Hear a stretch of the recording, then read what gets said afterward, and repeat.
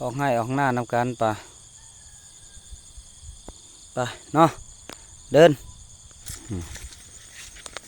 ออกให้ออกหน้าก็มีเขามีน้ำแล้วพี่น้อง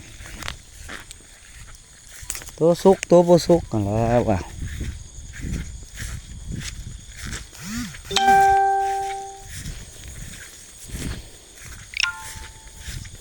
พวกเจ้าก็ตื่นมาเคยออกให้ออกหน้าอยู่บ่พวกเจ้า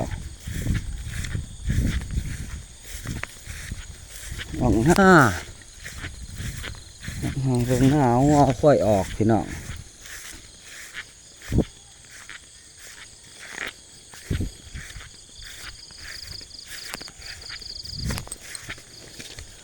โอ้ยแดดพี่น้องเอ้ยแดด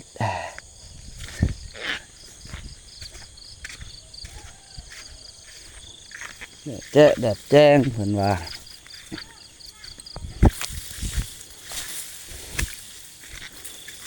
ดูเขาพี่น้องพอเกี่ยวไปเลยจากแดดแล้วก็พอเกี่ยวหลอด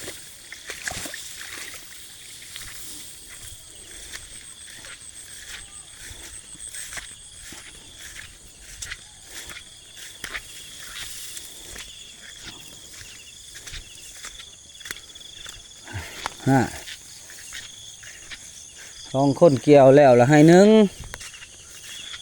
เจ๊งเว้ย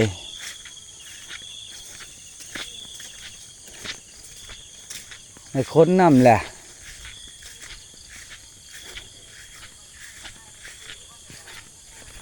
เผาพอสุกโอ้คุยโทรศัพท์กับแม่ก็เป็นเนาะมึงว่าเอาเงินนะแม่มึงโลดขามมาขามม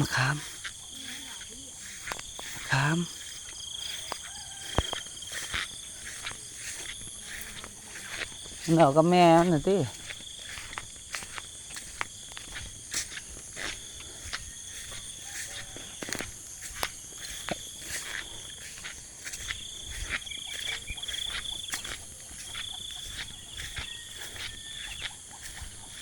แดดแล้วเด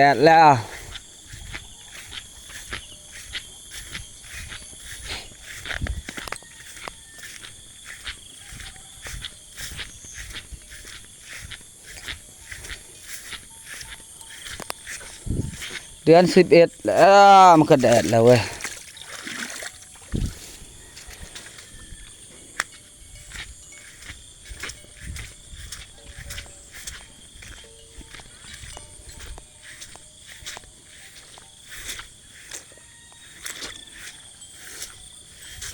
อยู่ให้อยู่หน้าคือเก่าพี่น้องเลย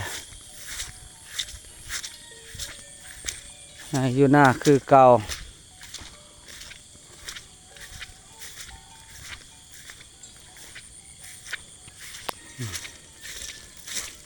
หนองนอ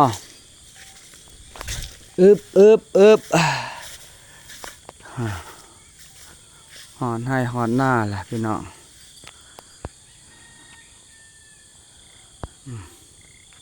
หนองนอเกี่ยวเขาเด้อพี่น้องเด้อมาเกี่ยวเขานำกันมาวิถีชีวิตของชาวนาเฮาขอบใจหลายๆพี่น้อง